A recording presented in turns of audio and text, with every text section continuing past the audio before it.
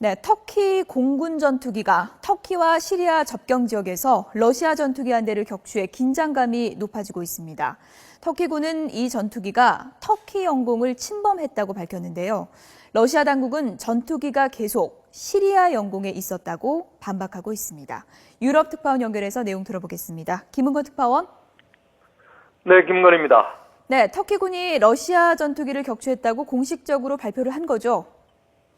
네, 그렇습니다. 터키군은 성명을 통해서 자국의 F-16 전투기가 터키 남부 하타이주 야일르다 영공을 침범한 전투기를 격추했다고 밝혔습니다.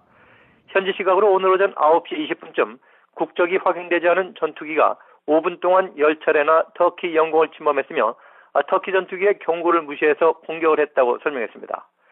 격추된 전투기는 이후에 러시아의 수호이 24 전투기로 확인됐는데요. 투르크멘 반군이 장악한 시리아 북부 라타키아주 야마디 마을에 떨어졌습니다.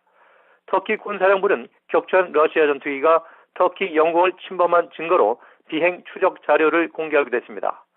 공격을 받은 전투기 조종사 2명은 비상 탈출했지만 1명은 착륙 과정에서 투르크멘 반군의 총을 맞아 숨졌다고 외신들이 전했습니다.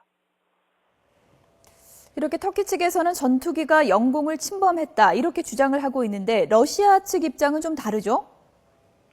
네, 그렇습니다. 러시아 국방부는 공군 소속 수호이 24 전투기 한 대가 시리아 영토에서 추락했다고 공식 발표했습니다.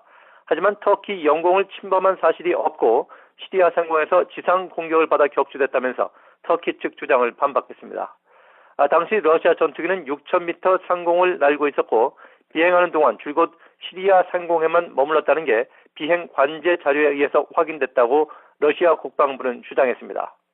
푸틴 러시아 대통령도 러시아 전투기가 터키와 시리아 국경에서 4km 정도 떨어진 시리아 영토에서 격추됐으며 터키에는 어떤 위협도 주지 않았다고 반발했습니다.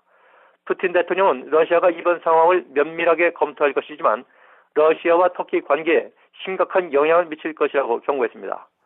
러시아는 격추 사실이 알려진 직후 헬리콥터를 추락 현장 주변에 급파해서 비상탈출한 조종사 수색에 나섰지만 투르크멘 반군의 공격을 받고 철수한 것으로 전해졌습니다.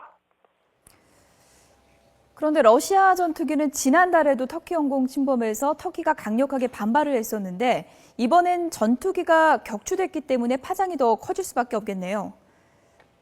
네, 그렇습니다. 터키 정부는 지난달 초 러시아 전투기가 잇따라 터키 남부 영공을 침범하자 나토 북대서양 조약기구와 함께 강력하게 대응하겠다고 경고를 했었는데요. 당시에는 러시아도 기상 상황 때문에 우발적으로 영공을 침범했다고 인정했지만 이번에는 영공 침범 사실 자체를 부인하면서 양측 간의 공방이 가열되고 있습니다.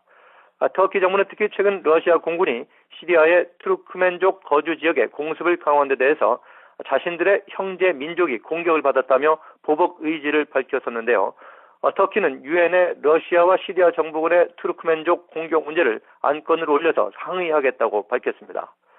다부토올루 터키 총리는 영공 침범에 대해서 국제적인 권리와 국가적 의무를 다한 것이라며 나토와 유엔 등과 후속 대책을 협의하겠다고 밝혔고 나토도 긴급 회의를 소집해서 대책 마련에 나서고 있습니다. 터키와 언어, 민주적 특성이 같은 투르크멘족은 최근 러시아의 공습을 피해서 터키 남부 하타이주로 대거 피신한 것으로 전해졌습니다.